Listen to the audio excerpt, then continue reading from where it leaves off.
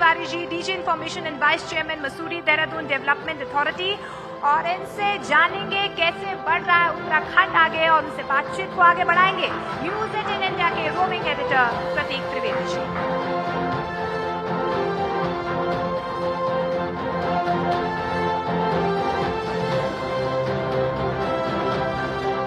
Thank you, बहुत बहुत शुक्रिया।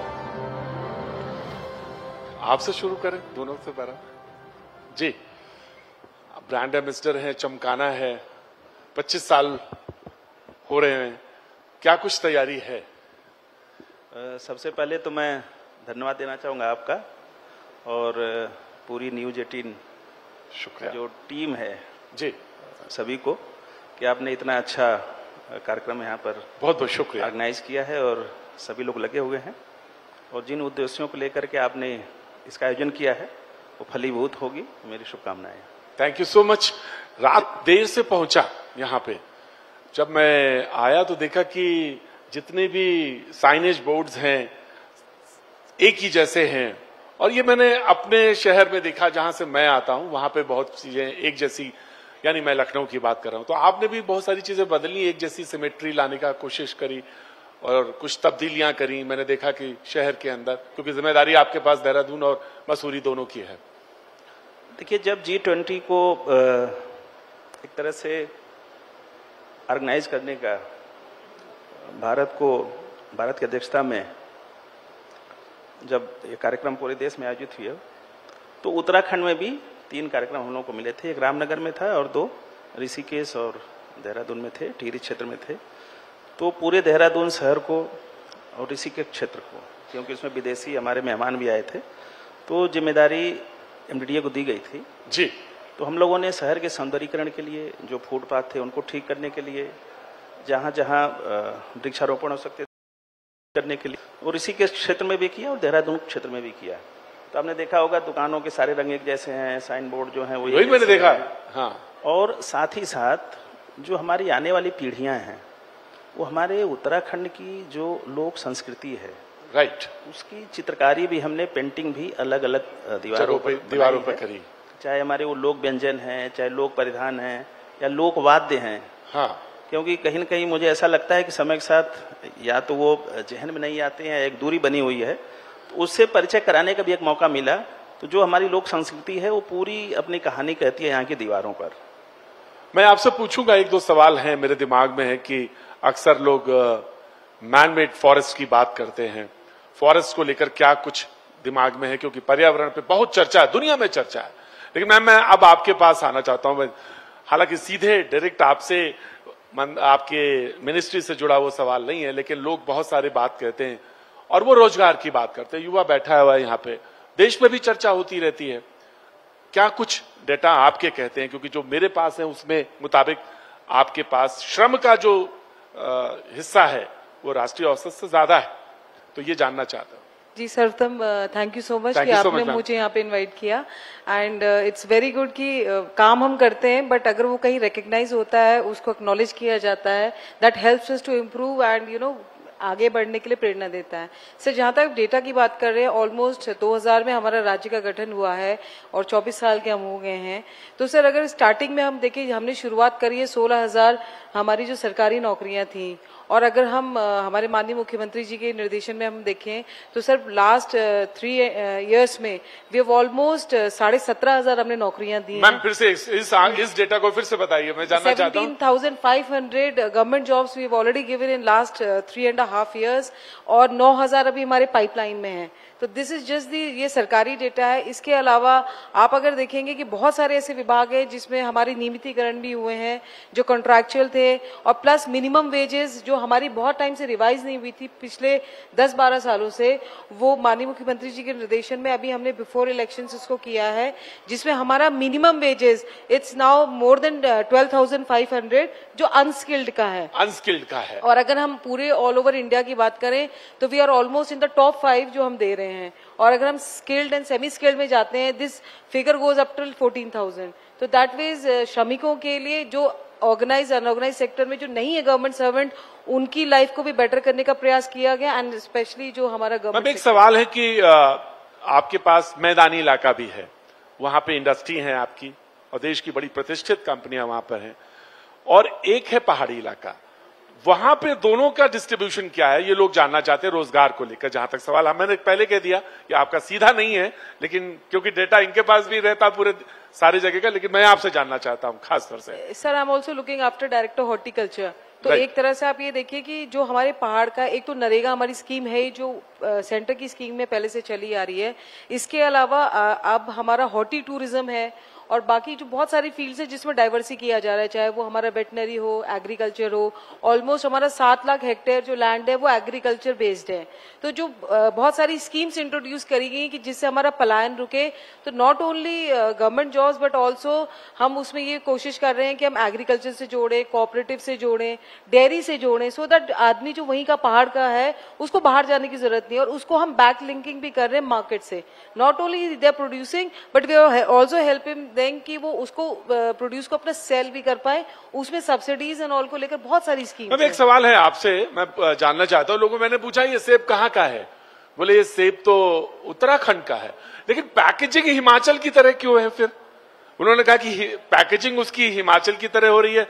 एप्पल आपका ही है वो, यकीनन, मैं नहीं कह रहा हूं क्वालिटी में कितना वो उसके अंदर क्रिस्पनेस है, ये है वो अलग सवाल है, लेकिन अभी भी बहुत कुछ मुझे लगता है कि करने की जरूरत है, जबकि आपके पास प्रोडक्ट है और इसकी मार्केटिंग हो सकती है। सर, उसका एक रीजन ये है कि जो हमारा ये चक्राता एंड उत्तरकाशी वाला जो बेल्ट है that is more near towards Himachal Pradesh. Right. और उनके जो आपस में इतना ज्यादा नॉट ओनली अगर हम कल्चरली भी देखें, उनकी मैरिजेस भी आपस में, they have relations also with each other. So बहुत सारे हैं कि वो इंटर एक तरह से हो रहा है कि maybe they are from Himachal but they working here, maybe they are from Uttarakhand, they are working in Himachal. तो वो चूंकि हमने ये कहा है we given them that freedom कि आप चाहें कहीं से भी कराएं, लेकिन when they are in our scheme, जब हम आपको सब्सिडी हम देते हैं तो वी इंश्योर इट कि वो जो पैकेजिंग होती है, जो माननीय पीएम साहब ने भी हमारे इनॉग्रेट किया हाउस ऑफ हिमालयस, हम उससे ब्रांडिंग करते हैं, जो सोनली जिसमें we are giving them subsidy, जिसमें we are providing the benefits. और कुछ लोग जो आप कह रहे हैं हिमाचल का, वो ये भी है कि कुछ एंटरप्रेन्योर्स ऐसे हैं those working at their own level, we also encourage that because it should not be strictly government. मुझे ये लगा कि खुमानी जैसे है, खुमानी में आप काफी अच्छा काम कर रहे हैं, मुझे बताया लोगों ने कि खुमानी में काम कर रहे हैं, लेकिन मैं आपके पास आ गया। अब मुझे बताइए, फॉरेस्ट को लेकर बहुत सारी चर्चा, आप हमारे लंग्स हैं और बहुत हम दिल्ली में रहते हैं तो हम दिल्ली की तो बात नहीं बता पाएंगे आपसे, लेकिन सच ये है कि जब सुबह होती है तो लगता है कि सुबह कैसी सुबह है, लेकिन यहाँ क्या स्थिति है, क्योंकि बहुत सारे लोग आते हैं। मैं लैंड वाले पोर्शन पे बाद में आऊंगा आपके पास, लेकिन पहले मैं ये जंगल वाले पोर्शन पे जानना चाहता हूँ। ऐसा है, उत्तराखंड का जो 70% से ज्यादा भूभाग है जी, वो वनों से आच्छादित है। राइट। और वो हमारे एक समाज का, हमारी संस्कृति का भी हिस्सा है। राइट। आप देखिए, चिपको आंदोलन यही हुआ। हाँ। जो हमारा अभी यहाँ एक त्योहार मनाया जाता है, हरेला लोक पर्व है, थोड़े दिन पहले हुआ जी। वो प्रकृति के संरक्षण से जुड़ा हुआ है। हाँ। उसमें भी वृक्षारोपण करते हैं। पहले तो सामाजिक स्तर पर होता था, व्यक्तिगत स्तर पर होता था, अब उसमें सरकार द्वारा प्रायोजित होता है, तो सरकार भी उसमें इन्वॉल्व होती है और लोग भी होते हैं। तो सरकार और जन सहयोग से इतने बड़ा वृक्षारोपण का कार्यक्रम चलाया जाता है। अभी माननीय प्रधानमंत्री जी ने जो एक अभियान छेड़ा, एक पेड़ माँ के नाम, एक पेड़ माँ के नाम, सभी लोग अपनी माँ के नाम से एक पेड़ लगाएं, उसमें हम लोग बहुत बेहतर स्थिति में हैं। और एक जन आंदोलन के रूप में अभियान यहाँ चलाया गया और प्राधिकरण के स्तर से भी हम लोगों ने इस वर्ष 1 लाख वृक्ष लगाने का निर्णय लिया। और जितनी मुख्य हमारी सड़कें हैं, क्योंकि देखिए समय के साथ हमारे जो शहर हैं, आप दिल्ली लखनऊ की बात कर रहे हैं, वो सब एक कंक्रीट और हीट आइलैंड में चेंज होते जा रहे हैं जी। तो कहीं न कहीं जो हरित क्षेत्र है, जो ग्रीन कवरेज है, उसको बढ़ाने की जरूरत है। तो हम लोगों ने प्राधिकरण के स्तर से भी और लोगों को भी अपने साथ जोड़ करके 1 लाख पेड़ लगाए। और एक बहुत बड़ा पार्क हमने सरधारा हेलीपैड के सामने बनाया, करीब 30 एकड़ का है। और वो वृक्षारोपण के साथ साथ बायोडाइवर्सिटी को भी संरक्षित कर रहा है। उसमें जो, जैसा कि मैं कह रहा हूँ, आप देखेंगे शहरीकरण का प्रभाव, जैसे गौरैया को घोंसले जगह नहीं मिल रही है, तितली है, जुगनू आपको देखे पता नहीं कितने दिन हो गए, आपने जुगनू देखा ही नहीं होगा। देखा ही नहीं। तो उस बायोडाइवर्सिटी को भी हमें किसी न किसी रूप में संरक्षित करना है, उसको समर्थित करना है। तो उस दिशा में भी हम लोग काम कर रहे हैं। अब आपने जुगनू कहा तो मुझे याद आ गई मसूरी। अब देहरादून से हम देखते हैं तो मसूरी तो बड़ी जुगनू जैसी चमकती है, लेकिन सच ये है कि सबसे ज्यादा अप्रोचेबल है दिल्ली से। हम सारे लोग उठाते हैं गाड़ी, यहां तक आ जाते हैं, लेकिन इतनी समस्या आती है। क्या कुछ मसूरी के लिए प्लान कर रहे हैं, क्योंकि जिम्मेदारी आपके पास है मसूरी को लेकर? देहरादून से जाना के रास्ता वही है, तो बहुत सारी चीजें समस्या, तो टूरिस्ट आने से पहले दिमाग में लगता है, उसको बहुत सारी चीजें सोचता। फिर इसी से लगा हुआ सवाल मैं मैम आपसे पूछूंगा बाद में। जी देखिए, जो कोई भी जो हमारा हिल स्टेशन है उसकी अपनी एक कैरिंग कैपेसिटी है, जिसको धारण क्षमता कहते हैं। उससे ज्यादा उसका बोझ नहीं उठा सकती, कैपेसिटी नहीं है। और 1998 के बाद माननीय उच्चतम न्यायालय ने वहां पर कई तरह के निर्माण कार्यों पर रोक लगा दी है। जो पुराने स्ट्रक्चर हैं उन्हीं के भरोसे वहां का पर्यटन चल रहा है। अब मसूरी के साथ जो दिल्ली से देहरादून की दूरी है वो आप 2.5-3 घंटे में आते हैं। तो हमारे माननीय मुख्यमंत्री जी भी कहते हैं कि मसूरी और देहरादून एक्सटेंडेड एनसीआर है। आदमी 5 बजे अगर आप वहां से चले तो आप 8 बजे यहाँ पहुंच जाएंगे जी। तो आपका जो वीकेंड होता है वो सारा मसूरी देहरादून। तो नया देहरादून क्यों नहीं बना? मैं गया रायगढ़, वहां पे रायपुर, नया रायपुर बसा लिया उन्होंने, भोपाल में भी हुआ। तो आप नया देहरादून या इस तरह से क्यों नहीं योजना में लाते? नहीं, अभी मैं मसूरी पर आता हूँ आपके, पहले मसूरी पर। तो वहां पर एक चूंकि जो कंस्ट्रक्शन होता है उसमें कंक्रीट स्ट्रक्चर हम नहीं बनाते, तो वहां पर एक बहुत बड़ा इको पार्क हम बना रहे हैं हाँ, पर्यटकों के लिए। और वो उसमें ट्री हट्स हैं, उसमें वाटर कंजर्वेशन का भी है, उसमें बच्चों के लिए उस तरह का झूलने के लिए झूले भी लगा रहे हैं। और वहां पर एक पार्किंग अभी बनाई गई है, पीडब्ल्यूडी द्वारा बहुत बड़ी पार्किंग बनाई गई है। बड़ी समस्या, पार्किंग बन गई है। वो जैसे आप मसूरी में एंट्री करेंगे जी, बहुत बड़ी पार्किंग बनकर वहां तैयार है, उसका धीरे लोग यूज शुरू कर रहे हैं। उसी पार्किंग से लगा हुआ हमारा इको पार्क है। Very good. तो मसूरी में आपको एक नया डेस्टिनेशन अगले 1-1.5 साल में आपको मिलेगा। वहाँ पे आप ट्रैकिंग भी कर सकते हैं, रॉक क्लाइंबिंग कर सकते हैं, और जैसा मैंने बताया ट्री हट्स बना रहे हैं आप, उसका भी और नया देहरादून। देखिए, नया देहरादून क्या है कि आप देखिए पहले देहरादून की समस्या क्या है। ये घाटी है, दून घाटी है, चारों तरफ इसके पहाड़ हैं, जो जमीन है वो बहुत कम है। और यहाँ पर कुछ दिन पहले टी स्टेट को हम लोगों ने सोचा था कि उसको लेकर के वहाँ पर नया दून बनाया जाए, लेकिन जैसा कि मैंने बताया पर्यावरण के प्रति यहाँ बहुत लोग संवेदनशील हैं, तो उसको लेकर के जन विरोध हुआ कि चूंकि एक खुला एरिया है, ग्रीन एरिया है, लैंड की एक समस्या हाँ, तो उसको खत्म न किया जाए, तो एक बड़ी समस्या हमारे लिए बना हुआ है। वो है मैम, असंगठित क्षेत्र से आने वाले मजदूर, उनके बच्चे, और मजदूरी के लिए बहुत सारे आपसे आस पड़ोस के प्रदेशों से बच्चे यहाँ आते हैं, यानी परिवार आता है तो उनके साथ बच्चे आते हैं। श्रम का आपके पास भार है, तो बच्चों को लेकर, खासतौर से उनकी शिक्षा को लेकर दीक्षा, क्या कोई योजना चलाई या कोई योजना बनी और उसके क्या परिणाम निकले? सर, जैसे I am also looking after board of construction worker, जिसको हम उत्तराखंड संनिर्माण कर्मकार कल्याण बोर्ड कहते हैं। ये जो स्पेशली सोली जो कंस्ट्रक्शन वर्कर्स होते हैं उनके और उनके बच्चों के लिए होता है। तो सर, ये हमारे उत्तराखंड में आज की डेट में 5 लाख करीब रजिस्टर्ड वर्कर्स हैं, जिसमें से 2.5 लाख एक्टिव वर्कर्स हैं। उनके लिए सर ये अभी रिसेंटली हमने 6 महीने पहले योजना लॉन्च करी है। एक तो मोबाइल लर्निंग स्कूल, हमने सर डीजी भी थे तब एजुकेशन, इन्हीं के साथ हमने एक ट्राइपार्ट MOU करके, उसमें शिक्षा विभाग है, NGO है और बोर्ड है। तो इसमें हमने ये करा है कि जो कंस्ट्रक्शन साइट्स होती हैं, हमने इनको 4 मोबाइल बसेस दी हैं, that is Udham Singh Nagar, Haridwar, Dehradun and Haldwani, कि वो वहां के बच्चों को लेके, वो चलता फूटता एक तरह से मोबाइल वैन है जिसमें सारे पैराफिनीलियाज हैं। तो आपने हेल्थ क्यों नहीं जोड़ा इसमें?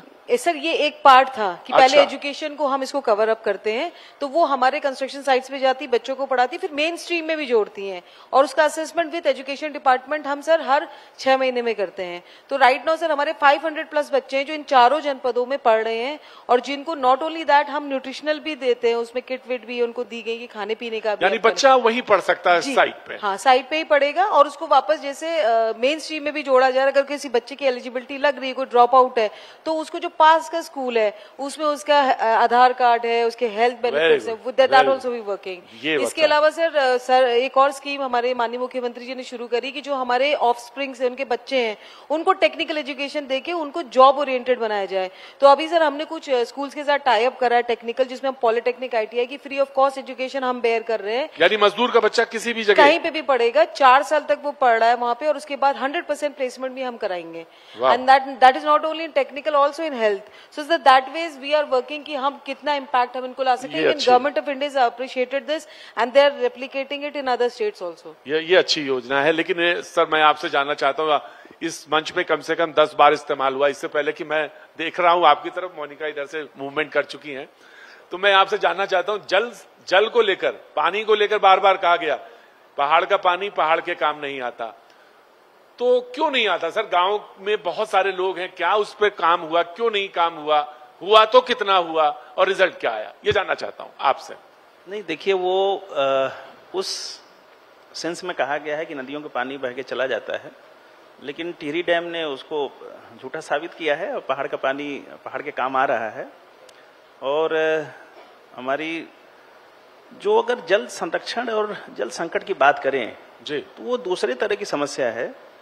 आप देखेंगे, अगर देहरादून की मैं बात करूं तो पिछले 1 साल में जो हमारा भूगर्भ का जल स्तर है वो 10 मीटर नीचे गया है. देहरादून में 10 मीटर. ऐसे ही आपके यहाँ लखनऊ दिल्ली में भी होगा, वहां भी है, वो तो बहुत नीचे गया. क्योंकि पानी को बचाना वो भी एक अपने आप में बड़ा हमारा जीवन का हिस्सा होना चाहिए. उस पर हम लोगों को फोकस करना चाहिए. पहले आप देखें, जब हम कुएं का प्रयोग करते थे या हैंडपंप का प्रयोग करते थे तो उतना ही पानी निकालते थे जितनी हमें जरूरत होती थी. यानी अगर आप ऐसे कहें कि जितने पानी में पहले पूरा एक परिवार नहाना, भोजन बनाना सब कर लेता था, उससे ज्यादा पानी में हम एक गाड़ी धोते हैं. जी सच है. और दिल्ली में तो सबसे बड़ी समस्या यही है. कहीं न कहीं उसका दुरुपयोग भी हो रहा है. और जो ये सतत विकास की अवधारणा है, जल संरक्षण पे काम करना, तो हम जो हमारे प्राकृतिक संसाधन हैं उसका हमें उपयोग उतना ही करना चाहिए जितने में अपने को दोबारा रिगेन कर ले, यूटिलाइजेशन में आ जाए. हम लोग जो दुरुपयोग करते हैं संसाधनों का, वो कहीं न कहीं हमें अपने स्वभाव का हिस्सा बनाना पड़ेगा कि जितनी जरूरत हो उतना लीजिए, थाली में कि व्यर्थ न जाए नाली में. Thank you so much sir. उतना ही लीजिए कि व्यर्थ फेंकना न पड़े. पानी का उतना उपयोग करिए जितनी जरूरत है. तो जल संरक्षण के क्षेत्र में भी हम लोगों ने काफी यहाँ शुरू किया है और जगह जगह वाटर रिचार्ज अवेयरनेस के लेवल पर भी बहुत सारा काम. बिल्कुल. तो तभी होगा. आपके माध्यम से मैं अपील भी करना चाहूंगा कि जल का संरक्षण भी करें सभी लोग और संवर्धन भी करें. Thank you so much sir. Thank you so much ma'am for coming here. Thank you. मेहमानों से हमारी गुजारिश है आप मंच पर बने रहें और मैं अनुरोध करूंगी हमारे न्यूज 18 इंडिया के एग्जीक्यूटिव एडिटर अमिताभ सिन्हा जी वो मंच पर आए और हमारे मेहमानों का धन्यवाद करें.